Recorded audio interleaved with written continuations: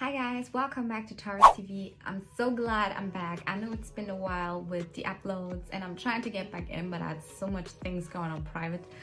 So today I wanted to talk about Love is Blind. So I just finished watching season 2 and I think it's very interesting, especially the relationship between the characters, of Shake and Deepti, that I think was very interesting how it developed because it had such a nice start. And also I think that the other characters were very interesting and it's a nice experiment, and I just wanted to share with you what I think about that. So let's get to it. So the first episode was very much, starting off cool. Everybody was getting to know each other. You had different characters talking to each other. For you guys that don't know what the series is, you have two people in separate rooms. There's a wall between them and they don't see each other. That's why it's called Love is Blind, because you're supposed to fall in love with your ears and your imagination, and basically trying to reconnect on a more emotional and deeper level instead of the outward and physically fixated world that we are in, the physical world. And and it worked. Two couples said yes, which was I think it's Ayana and Jared, and the other one I forgot the name, but they turned out to work good. I think Danielle and I forgot his name, they said yes, and the other couple just basically didn't make it.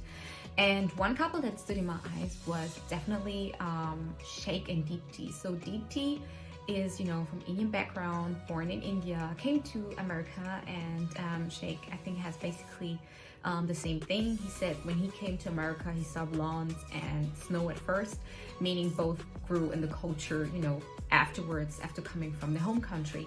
And I thought it was very rude the way things turned off, because Deepti said if he was the first Indian and vice versa for Shake.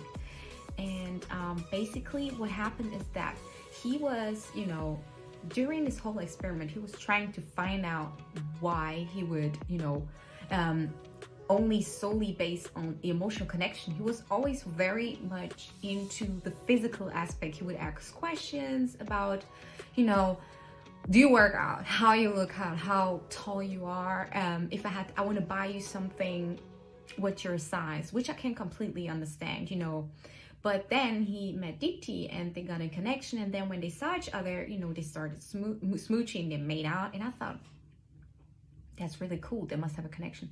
But then afterwards he started talking bad about her behind her back, saying things like, we don't have a sexual connection, and she's cool, Deep's cool, but the sexual connection's bad. And I think that's a very much, because at the reunion, after she obviously watched the season, he said very harsh things, but there's one thing that he said that was true, was the fact that men are visual creatures, meaning that the way he delivered it was wrong, but the message in it I understand. I talk on this channel about Taurus and other zodiac signs a lot, but I also mention how visual men are, and women as well, but men a little bit more. And he was just saying that you can fall in love with someone on the emotional level, but the physical attraction has to be there. The thing is, he himself is not the most attractive. I think he compensates a lot with being a veterinarian, or how you say it in English, like a veterinarian a doctor for animals basically. And he comes seemingly from a good family, and he's educated, and he drives a Tesla and seems to have it going on in life. But in his looks himself, he used to be fat, as what I found out. He used to be a little bit overweight and he lost weight. But he's thin, already has grayish hair. He's not the best looking guy. So it's kind of funny that he has all these expectations for women, but then himself, he does not live up to these expectations. And Deepti was true. She was thicker or like overweight before. She lost the weight. You can still see a little bit of the imperfection on her skin, but that's the way it is. And I think now she thinks that he's very much surface fixated, because she obviously is not perfect, and she thinks he has to be a size 0, which is not true. But I think that's the aspect that came out, and they told him he's on the wrong show, because he was very much fixated on the surface and the shows about the emotional connection. But he is right. If you have the emotional connection with somebody and it doesn't work in the physical part, it's quite hard to get intimate, because there's this hurdles, but it's just the way he delivered it. Now we had Shane, who's obviously like, you know, a well-looking guy, attractive, friendly, and seems to have like, except for his face, he has also seems to going on for himself. And he and where's the name again?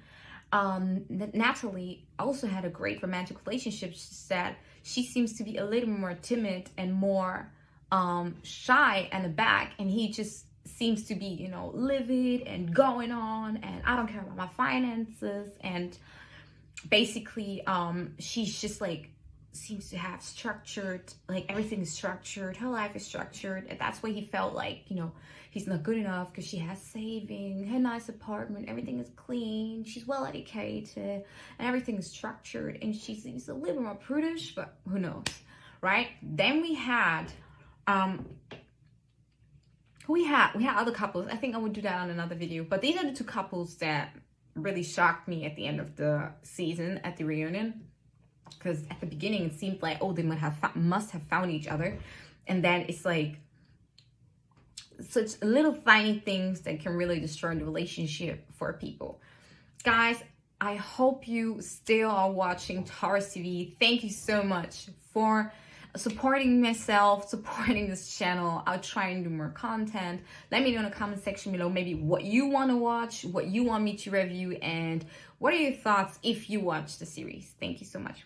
See you in the next video. Bye.